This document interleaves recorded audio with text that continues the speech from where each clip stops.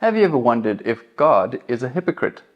Well, that's an interesting question. What do I mean? It's often said that it's unfair or hypocritical of God to judge people because He's told us that we shouldn't do the same. We shouldn't murder people, but it seems that He goes off and does the same thing. We shouldn't deprive people of their freedom by enslaving them or locking them up.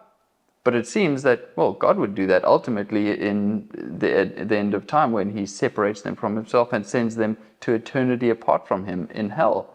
Well, surely He's being a hypocrite by doing those things when He says that we shouldn't do them.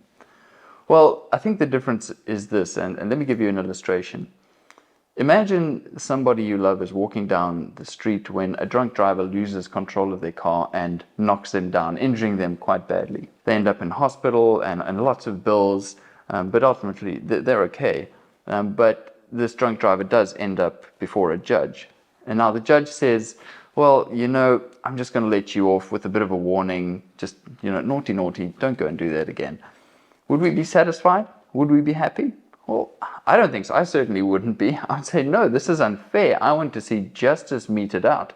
This person knew the rules. They knew that driving drunk is illegal, it's wrong, and it can lead to destruction. And in many ways it has. And so, well, they need to bear punishment for breaking that law. In the same way, God as judge has given us a way to live. And He is perfect in Himself. All of His statutes are right and good. And He is the ultimate moral authority. And so when we break the law, we're not doing anything that actually impacts God. But what we're doing is exercising the freedom that He has given us. And so we are the ones who are liable. And for God to remain perfect as the perfect judge, He can't just say, well, let's just throw it off the table and actually not mete out the judgment that I've said. If He has set the standard as the perfect moral lawgiver as He is, then in that perfection, in that, He has to mete out that judgment. Otherwise, He wouldn't be perfect. And so when God metes out His justice, it is not hypocritical, but it is working in line with His absolute perfection. Now, here's the thing. As a Christian, I believe that God Himself has stepped into the world and He's taken the punishment for the sin of the world on Himself. No other worldview gives you that. In many other worldviews, you have to work your way up. It's do good, get good. Or, karma, if you keep doing wrong, well, you'll just keep coming back as a different incarnation until you work yourself up to a level of perfection, or something like that. But Christianity is very different.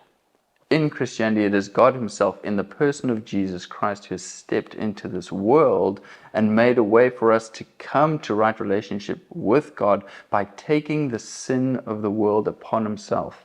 That is what Christianity teaches, that Jesus Himself, God in the flesh, out of His love for us, took our sin and our brokenness and our guilt and our shame. He took it upon Himself and He nailed it to the cross as He died a violent and painful death.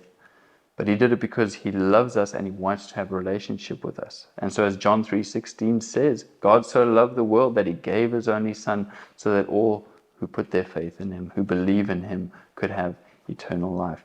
So instead of God being some far-off judge who's distant from the world, He's come into it in the person of Jesus Christ, and He's taken on the sin of the world so that you and I could actually know real, true, and restored relationship with God in this life.